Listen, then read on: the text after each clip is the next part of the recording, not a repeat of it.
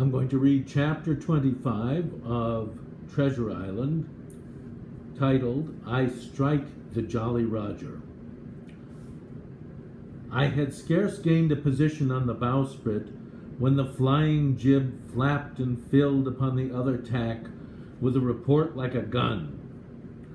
The schooner trembled to her keel under her reverse, but next moment, the other sails still drawing, the jib flapped back again and hung idle. Now, as you'll recall, the ship was being blown about by the wind. So every time the direction of the ship changed a little bit or the wind shifted a little bit, then the sails would either fill or not fill, and the ship, and when the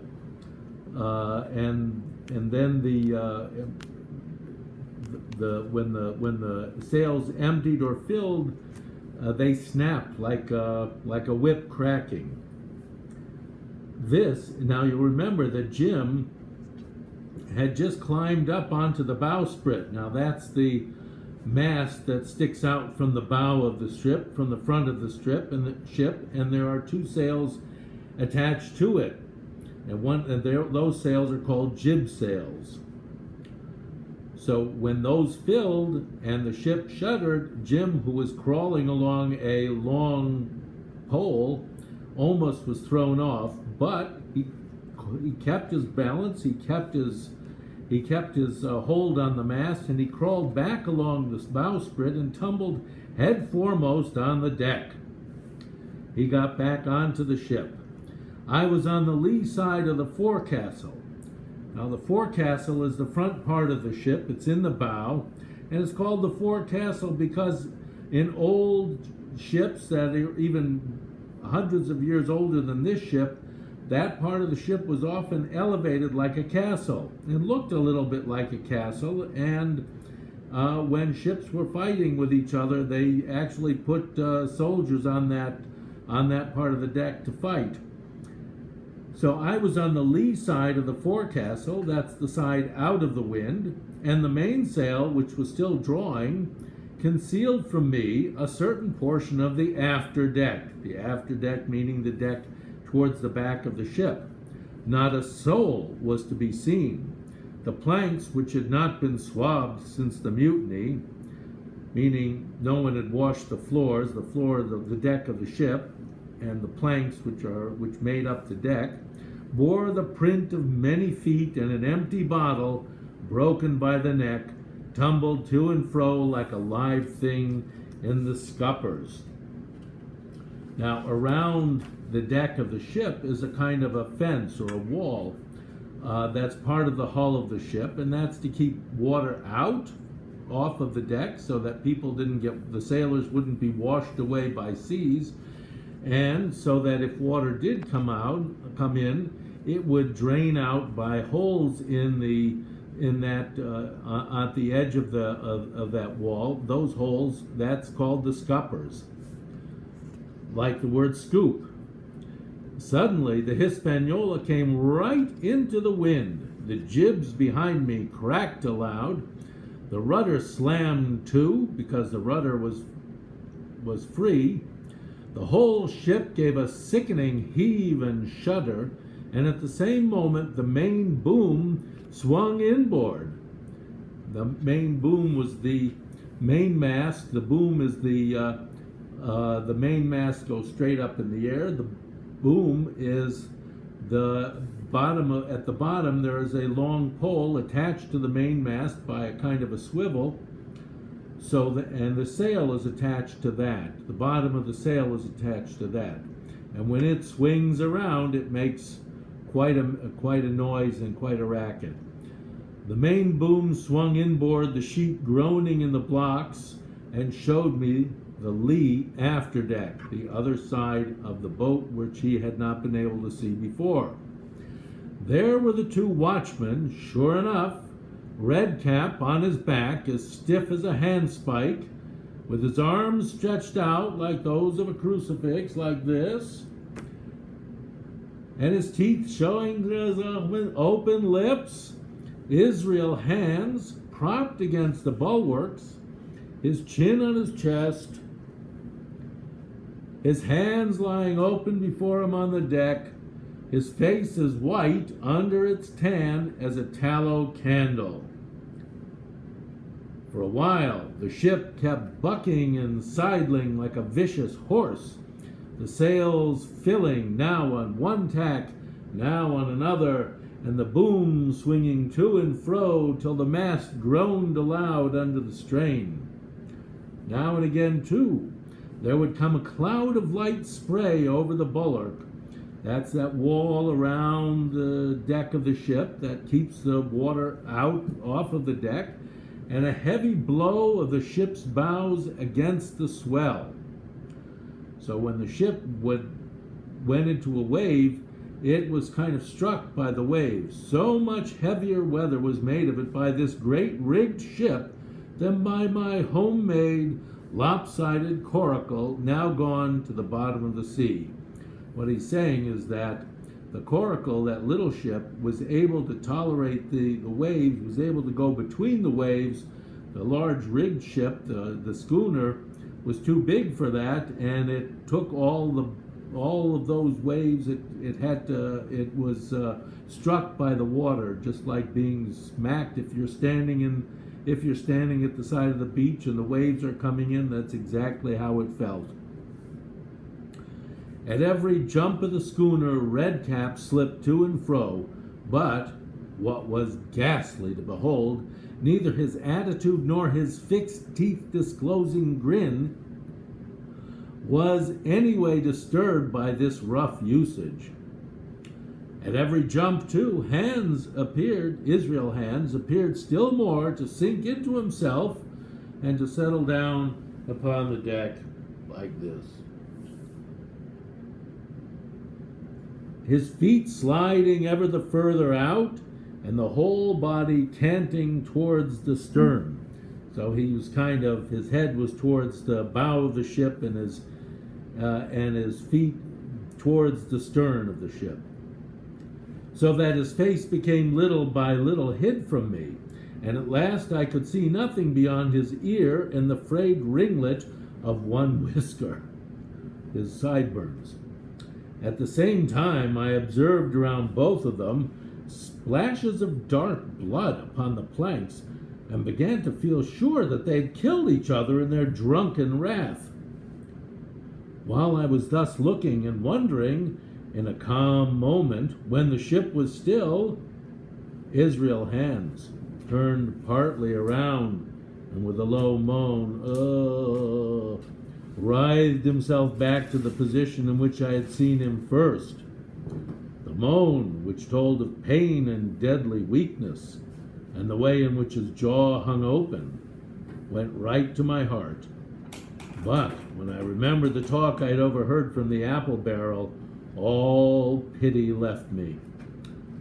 I walked aft towards the back of the ship until I reached the main mast.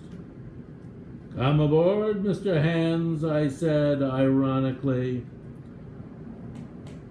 He rolled his eyes round heavily, but he was too far gone to express surprise. All he could do was to utter one word: "Brandy." It occurred to me there was no time to lose, and dodging the boom as it once more lurched across the deck, I slipped aft and down the companion stairs into the cabin. It was such a scene of confusion as you can hardly imagine. All the lock-fast places had been broken open in quest of the chart. Lock-fast meaning all the cabinets and cupboards that had been locked had been broken open. The floor was thick with mud, where ruffians had sat down to drink or consult after wading in the marshes round their camp. The bulkheads, all painted in clear white and beaded round with gilt, bore a pattern of dirty hands. Dozens of empty bottles clinked together in corners to the rolling of the ship.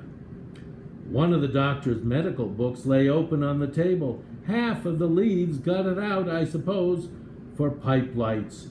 They would take a piece of paper, light it in the lamp, and then use it to light their pipes. In the midst of all this, the lamp still cast a smoky glow, obscure and brown as umber, because the lamp glass was all smoked over, and so the light it cast was not a clear light, but brown. I went into the cellar. All the barrels were gone. Into the wine cellar, he means, or the liquor cellar. And of the bottles, a most surprising number had been drunk out and thrown away. Certainly, since the mutiny began, not a man of them could ever have been sober. Foraging about, I found a bottle with some brandy left for Hans, and for myself I routed out some biscuit, some pickled fruits, a great bunch of raisins, and a piece of cheese. All of these things are things you could keep without refrigeration, of which they had none. With these I came on deck, put down my own stock behind the rudder head, and well out of the coxswain's reach, that's Israel Hands, he didn't want him grabbing at his things, went forward to the water breaker and had a good deep drink of water, and then, and not till then, gave Hans the brandy. He must have drunk a gill before he took the bottle from his mouth. That's half a cup or so. "Aye," said he, "by thunder, but I wanted some of that." I had sat down already in my own corner and begun to eat. "Much hurt?" I asked him. He grunted, or rather I might say he barked. "If that doctor was aboard," he said, "I'd be right enough in a couple of turns. But I don't have no manner of luck, you see, and that's what's the matter with me. As for that swab, he's good as dead, he is," he added, indicating the man, pointing over there, with the red cap. "He weren't no seaman anyway. And where mought you have come from?" "Well," said I, "I've come aboard to take possession of this ship, Mr. Hands, and you'll please regard me as your captain until further notice." He looked at me sourly enough, but said nothing. Some of the color had come back into his cheeks, though he still looked very sick, and still continued to slip out and settle down as the ship banged about. "By the by," I continued, "I can't have these colors, Mr. Hands, and by your leave I'll strike 'em. Better none than these." Better none than these. Meaning he wants to take down the flag, the Jolly Roger, which is the black flag with the skull and crossbones on it. That's the flag of the pirates. And he wants to run up the British flag, the flag of Great Britain. And again, dodging the boom, that's that big mast pole coming out of the mast, I ran to the color lines, the lines which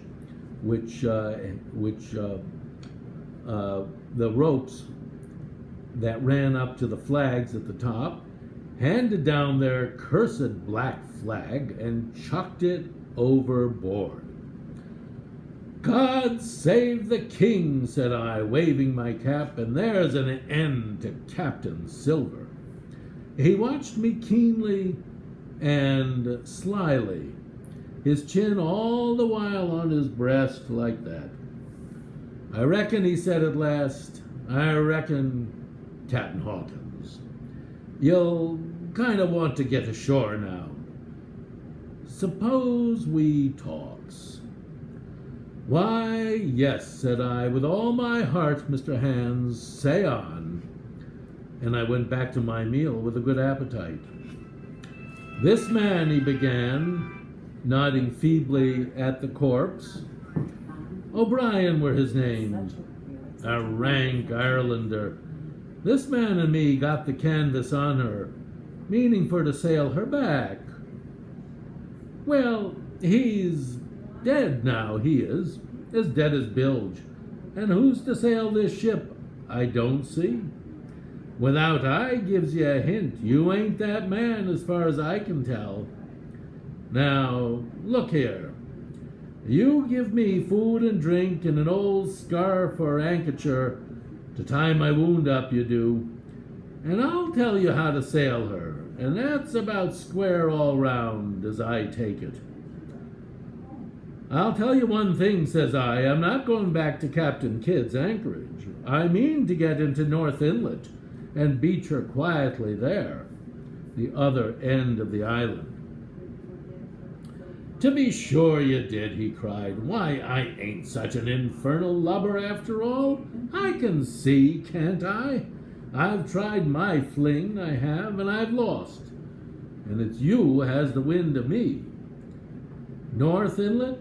Why, I haven't no choice, not I. I'd help you sail her up to Execution Dock, by thunder, so I would. Execution Dock meaning the place where they hanged those people condemned to death.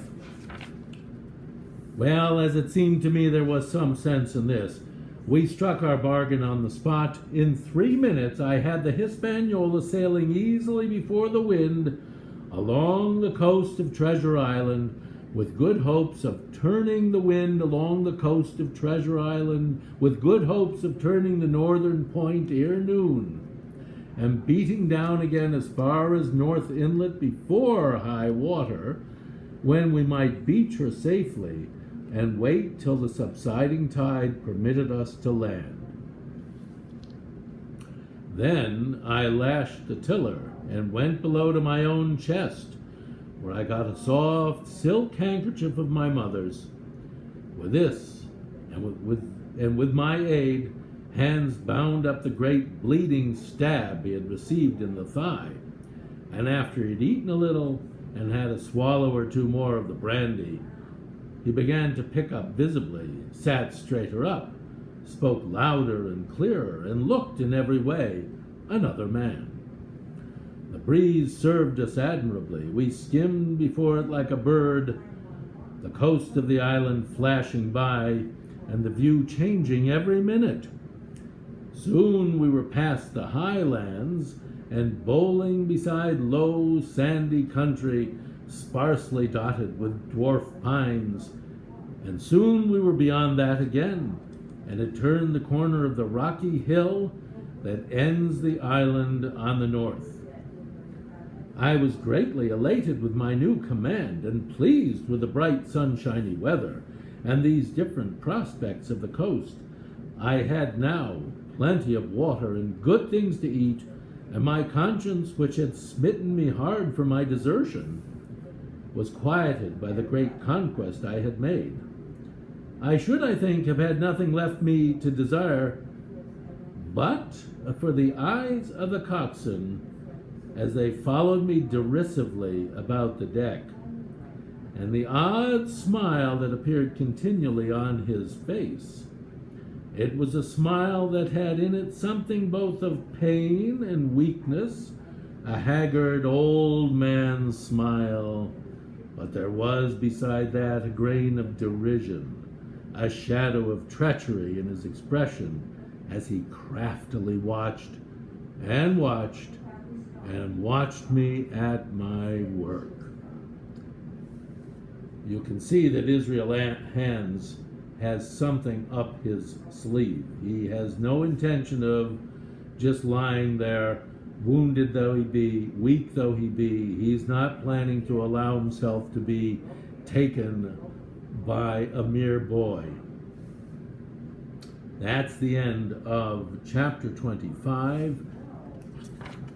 I strike the Jolly Roger, and we'll continue another time. Thank you.